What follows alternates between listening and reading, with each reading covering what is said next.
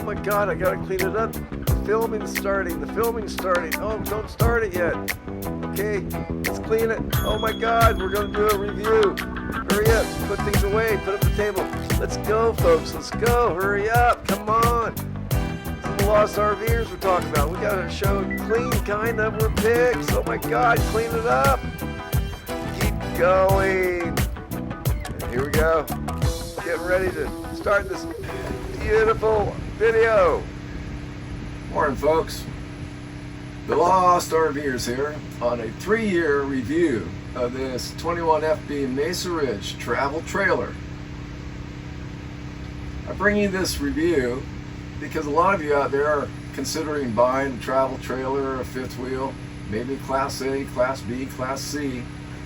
But if you're in the travel trailer market and you aren't going full time perhaps, and you want something to accommodate you and your wife, or you and your husband, or you and your husband and your kids, or just you, I recommend this little puppy for its layout, its easy tow, and its compact space, yet allowing a lot of distance between the sleeping quarters and this living room with the couch, the table, the TV, the refrigerator, all in the back of this unit.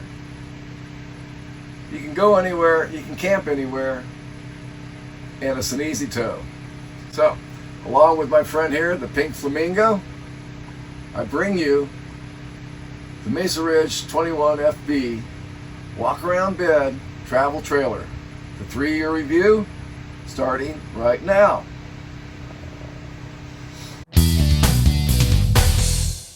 Let's talk about the stove here. It's the typical 3-burner stove. It's a good one. I like the grates here. Holds everything nicely. This is your main burner. This gives you the best heating. You get your 2 rear. Now, the big thing about this stove is in the placement of the stove.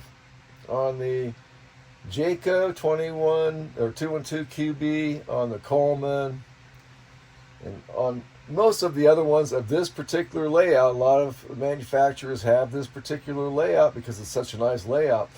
This unit, this stove, is over here. And the sink is over here. It's reversed. Now, the problem with that is, let's say you're boiling water. And you're using the back or the back burners. If the water's boiling, and this unit is over here, as you can see, it could hang over a little bit.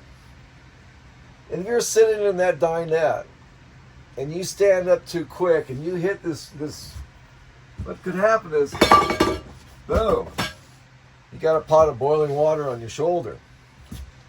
When I kind of realized that it was a contributing factor for me taking the Mesa Ridge over the Jayco, because for one, it's a safety issue for the pots and pans, and if you have kids down there and they're playing around, you're sitting right next to the stove. And for a second reason is that when you're cooking in here, let's say you're cooking a nice big steak, and you do have your fan on,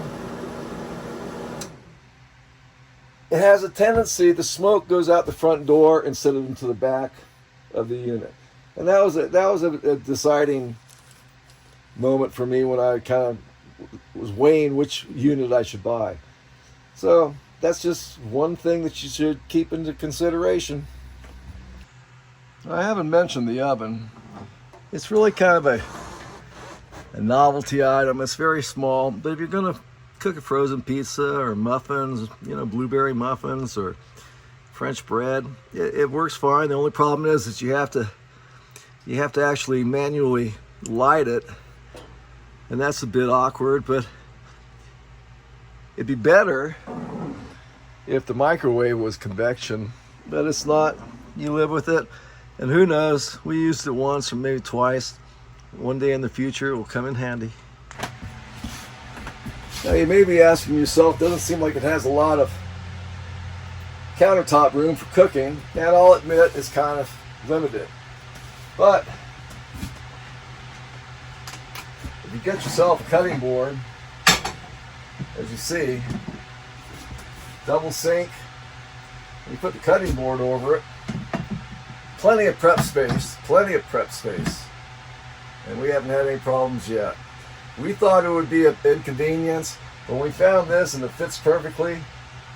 You don't have access to your sink while you're preparing your meals, but you do have a nice sturdy places to prepare your meals, cut your garlic and onions,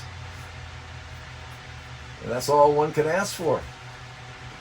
Of course, we have the sink. It's a double sink, kind of small, has a faucet, and we found this little dishwashing unit. It drains off into there. It's kind of micro, but it serves the purpose, and you just got to get used to it. Let's start with this fold-down couch. It folds out to a bed, and it's easily put away. It'll be as easy as that, and voila! You got another sleeping area for friends, family, whomever may want to stay overnight here. The dinette table fits down there, and it turns into a rather large bed. I mean, it's larger than the couch bed for sure by at least 8 inches. So, it's a nice sleeping quarters, and if you have a bunch of people over and you just need them someplace for them to sleep, this folds out into a nice bed too. Now on the bed itself, we changed over from this 175 RD Jayco, which we loved, to this one because of the walk-around bed. After a certain age, when you get up there, it's just a hassle to flop over each other in the middle of the night to use the bathroom and whatnot. So we wanted a walk-around bed. This is a short queen. Now, I didn't want the short queen, but that's all they offered. So we exchanged the short queen with the full-size queen. And it does hang over a little bit, but I've been using PVC pipes to keep it straight, which has worked. But we're going to go ahead and get a little piece of plywood and extend that out 4 inches, and it'll be fine.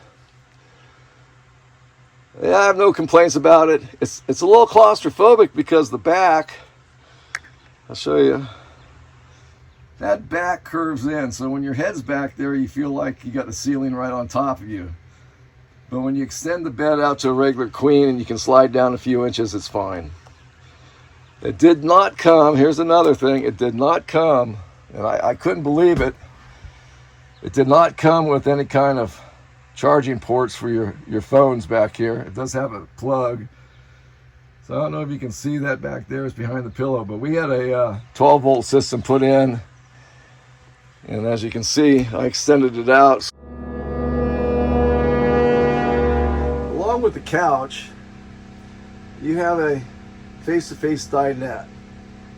Now a lot of you really don't like the dinette because, for one, they're kind of uncomfortable. For two, they take up a lot of space. And for three, they're fairly heavy. So I came up with a modification that I think all of you should think about doing, because it makes travel life a lot easier. Go ahead and put this on fast forward and just show you how I did it and what I did. So watch this.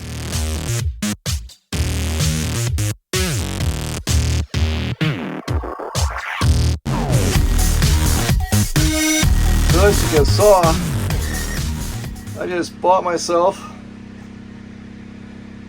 a nice little round piece of plywood, sanded it down, painted it red, took out the face-to-face table, and just put this in its place. And what you'll see is that you get all this extra foot space and you still have a table, and it just makes it more enjoyable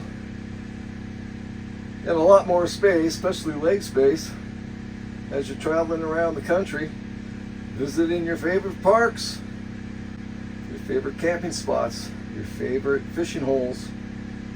It's worth it, and it's easy to assemble. And that fits perfectly right there, stays where it's put, and that's all you can ask. Let me show you some of these storage areas here. Now over the dinette, you got this closet. You got this closet, which is, of course, the DVD closet. You spin around here, you got two more storage units over here. You got storage under that bench and under that bench. I won't pull them up, but I'll show you. You just lift it up, a lot of storage under there. Over here, you got your pantry.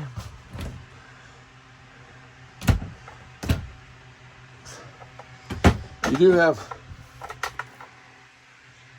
have three drawers, and underneath the sink, and then an actual pantry right here. I recommend these little guys, and also right down there. Back here now, you got two hanging closets on each side, and you got a storage shelf above. If you want to lift up the bed, there is plenty of storage under the bed. For a small travel trailer, it holds quite a bit of stuff. Well, let's look at this refrigerator. The freezer, what I do is before I leave, I plug it into shore power and I let it run for a couple of days. We've had popsicles and ice cream in there. We went on a 15-day cruise. We never lost the ice cream or the popsicles. Even when we were boondocking without power for a couple of days, it stayed fairly cold. I mean, it kept things frozen. Down here, same thing goes. Keeps things cold. You know, you got your seltzers. You got to get these little holes right here. You have to get them, because what happens is that when you're bouncing down the road, if you have milk here or anything here, it's going to bounce out. When you open up the refrigerator, it falls on the floor. Everyone has the same problem, so you can pick these up fairly cheap, and it's one of the best things we ever bought. Believe me, you want to get those. And I already showed you this, but you want to get them for the cupboards too. Same deal. Things seem to bounce around a little bit, and if they're leaning right here, and you open that cupboard, they come piling out. So pick them up. Don't hesitate. I was comparing the 212 QB and other models and other floor plans. I looked at the bathroom, and on all the other models, the Jayco, Winnebago, it doesn't matter which one you go to, this bathroom door, as you open it up towards the bedroom. So when you're in here, when this door is open, and let's say the person back there is sleeping, or you have this door open and you're just jumping in for a quick whatever, this door blocks out the front door, plus it blocks out the bedroom door, or the bed. So if you're by yourself and you want a little extra leg space, or you're watching a movie, or you're watching your DVD player, or you're keeping an eye on your steaks, you don't want them to burn, but you're in the bathroom, you can keep this door open and still have the privacy from the person sleeping in the bedroom. And all the other models, this door opens up this way. You see what I'm saying? It opens from here this way, which gives you a complete access to the bedroom and to the front door. There's no privacy. Now, does that really make a difference? I think it does, because, you know, I get up at 6, wife gets up at 10. Sometimes you're in the bathroom, you want the leg room, you're watching your coffee boil, whatever the problem is, you want that door open just to keep the eye on things. Having it open up this way is a benefit. Believe me, it's a benefit, and that's another reason I didn't go with the Jayco 212 QB, which was a contender. I went with the Mesa Ridge because of this right here. Plus it adds another layer of insulation, sound insulation. and the person sleeping up here in the morning. Now let's talk about the bathroom. Hello, folks. Everything is backwards on this. The toilet's on this side, where the other ones is on this side. It does have a sink, plenty of storage space under there. It does have a full medicine chest. And another thing is that this uses a step-in shower, where some of them have a bathtub kind of set up. I don't like the bathtubs kind of set up because you got to step into it, step out of it. I don't see a reason to have a bathtub. It's too small to sit. I guess if you want to wash your dogs and animals, it's okay, or if you have a baby, maybe. But without any of those, this is a better setup. We use this just as a storage unit for the stuff we don't know where to put. When you take a shower, we just take that plastic tub out and you're all set up. But this setup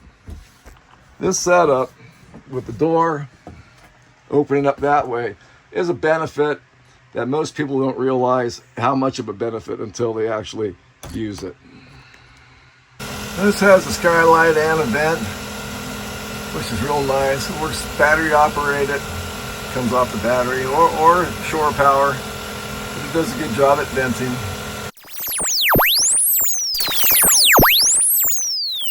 Now let's talk a bit about the TV placement in this unit. It is not the best, to say the least. The placement of the TV goes up on this wall. And the problem you have is that you got a cabinet and your radio and your DVD player back here, which makes it a little bit cumbersome to get to while you're trying to fiddle around and put your DVDs in, listen to the music. Plus it impedes this opening, so you have to be careful about that. And the biggest complaint is when you're sitting down, your back of your neck tends to stretch out by looking up. So we want to take that unit there and somehow put it right there or right here. Have we done it? Not yet. Are we going to do it? Maybe. We don't generally use this very much when we're on the road. We don't have a satellite hookup. We don't have Starlink. And for the most part, we use a portable DVD player to watch our tapes right here. And so far, it's been fine. Maybe if we went on a year-long RV trip, we'd find it a little bit more of a hassle. But so far, no problem. It's just an awkward place to put a TV.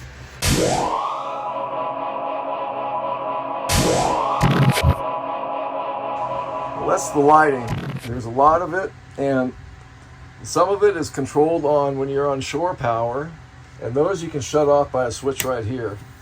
The other ones that you have turned on that's running off the battery, those you have to shut off manually. Other than that, a lot of lighting in here. And of course, you have the LED Christmas lights, miniature, that plugs into this tower that we bought at Walmart, 12 volt. And this little puppy right here, it's 110 and 12 volt. You can plug a ton of things into it, and it's one of the better things we ever bought. But for these Christmas lights, they add a flare of festivity to the RV, and everyone should have Christmas lights. Take up very little power, and they make things bright and fun. So we bought this little Honda generator. We store it right under the bed. It's out of the way. It's safe. It does not power the air conditioner. It powers the air conditioner fan, but we use other fans when we're here. It does power the coffee pot, the microwave, and the electric blanket. We've had them all three running at the same time, so it does okay. And it also charges up the battery when we let it run for a couple hours. So if you don't have solar or you're boondocking a lot, a generator like this is a handy tool to have, and we're glad we bought it. So far, it's worked flawlessly.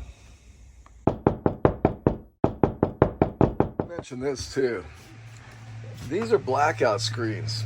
Now on the Jayco, they have the same kind of screen, but I noticed that when you pull them down, you can see outside. There isn't any privacy whatsoever. These, I've walked outside in the middle of the night with all the lights blaring, and you can't see through them. The other model, it was like you were on display for your neighbors, for sure. Well, that's the inside of the 21 FB Mesa Ridge after 3 years of usage. Not much more to say about it. It's a great little unit. It's fairly inexpensive, although prices are going up. We bought this, I think it's $16,000, $17,000. Plus we put $1,000 worth of improvements in it. And I'll show you those as I go outside. But for the most part, this unit for a couple, and as you can see with this little table here, you know, you can really kick back and put your feet up and have a lot of leg space. With this table here, can't do it, but with this little guide that I made, I recommend all of you figure out how to make one and get it, because it's going to save you a lot of hassles. Plus it gives you a lot more space. But otherwise, we're very satisfied with this unit. I wouldn't trade out of it into another unit unless I was going up in price and up in towing capacity, and I want to get a bigger truck. I'm towing this with the F-150 and have no problem so far towing up hills, down hills. We went over the Sierras, the Rockies. We've been up some pretty steep grades and no problem. It gets into all the state parks. We have never been denied entry into anywhere where we couldn't fit. Very maneuverable, and yeah, unless I was going up to a Class A maybe, or maybe, you know, in the future if we get some toys like an ATV or a dune buggy, or, you know, and we want, I would go to a larger size, but I'd definitely get the toy hauler. I'd get the toy hauler, travel trailer, and if I didn't do that, I think we'd go up to a Class A, just because you could make a sandwich while you're traveling down the road and things like that. But Class A, you're kind of restricted to where you can park it, and you know, you're getting 6 miles a gallon. We're getting between 10 and 15 depending on where we're going. Not great, but it's better than 6. So that's it. That's the 21 FB Mesa Ridge on the inside. So let's go outside, check out the compartments, and I'll show you a couple of the things I did to this poor trailer. Ran into a lamppost, ran into a rock. I had this up on 2 wheels one time. I hit a boulder and it went up on 2 wheels, literally. I thought I was going to flip it, came back down, bounced. Everything came out of the closets. That's why we put those bars in there. But for the most part, we haven't had a problem yet. Thanks for watching this portion. Now, let's go outside and check out the compartments. And just a quick note, on the inside, the only wear and tear that we've experienced so far is that right there. The veneer is coming off, just got to glue it down. But that's it for the inside. Everything else is well intact, and nothing's ripped, nothing's broken, none of the cabinets have come apart. But that right there is 3 years worth of usage. Not bad. For a postscript, I showed a clip of this to my wife, and she goes, "Oh, Mike, the trailer's so dirty, it's so messed up, we have everything everywhere." And I said, well, we just came back from a trip about a week and a half ago, 2 weeks maybe. People want to see how people live in their travel trailers. It's not like you have, 2,000 square feet of room. You have about, 150. So I think we're doing pretty good for what we do and where we go and how much stuff we have in there. So if you think it's a little bit messy, it is. But it's no more messier than anyone else's RV after they come back from a trip and decide to do a review of their travel trailer. So I apologize, but not really, because that's the way life is, and that's the way life is. Now, the first damage I did on this thing is we were in Carmel by the sea, very tight quarters, and I turned the corner a little bit too tight. I hit a lamppost and tore off that speaker. Kind of scored the awning. Haven't fixed it. Haven't had a reason to fix it. But yeah, I tore off a speaker. Carmel by the sea. What a place to do it too. The next injury I created was I was going into a campground up by Lake Tahoe. I was backing it up, caught a rock, and I ripped off this molding here. So we just bent it back and caulked it. Things happen. And just to say, we lost the top of this. It blew off, haven't replaced it yet. We have installed a second battery. We did install a battery cutoff switch, what I recommend, because if you don't, you lose your battery. You have one of those cutoff switches and your battery will last a long, long time. This is just a longer handle. And I do like the 2-step down instead of the 3. Makes it a lot easier. But that was about $200. Haven't touched on the solar. It is solar ready. This is where you plug it in. And basically all this does is it charges up your batteries as it sits in the sun. We haven't gone solar yet. We want to, because it does help with the battery. But at this point, we just haven't gotten around to it. No need for it right now. But it's ready for it when you need it. And now this is your docking station. We do have a outside faucet, hot and cold. You hit this on the outside, that will crank up the water heater if you want hot water. There's an attachment that goes there. It's a little spray handle. This is where you fill it up, or you plug in the shore water, and that's a black tank flush. Now you can also fill up your tanks over here with this guy here.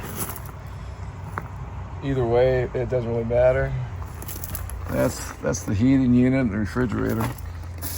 Another upgrade was we bought the E2 hitch. It's a stabilizer system.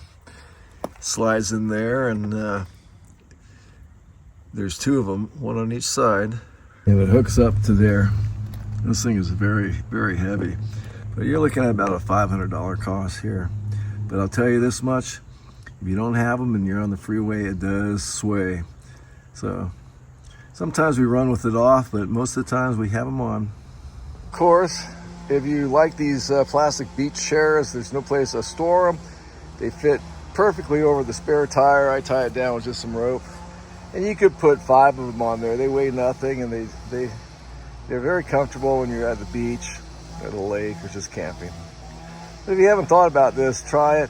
They do fit very well over your spare tire.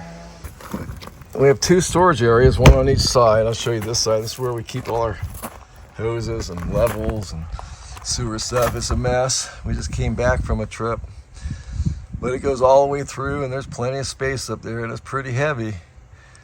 But that's our storage space on the outside. That's about it. I can't tell you anything other than we replaced the 1 set of tires, the rear ones, and it needs a good washing. Other than that, that's about it. And just to show you, this is what we tow it with. It's a designated tow vehicle. It has 63,000 miles on it, of which we put about 37,000 miles towing that guy around the country. So far it did well. We lost a fuel pump, had to get it replaced, and a catalytic converter went bad, and they replaced that, all under warranty. But other than that, I love this truck. I really do. I really, really do. So anyway, that's it. We'll go inside. I'm gonna throw up some pictures of where we've been, some of the lakeside areas we've been to, Riverside, Oceanside, and then after that, that will be it. So thanks for coming along with the Lost RVers on this 3-year review of the 21 FB Mesa Ridge walk around bed. See you guys, and thanks for watching. Now watch this.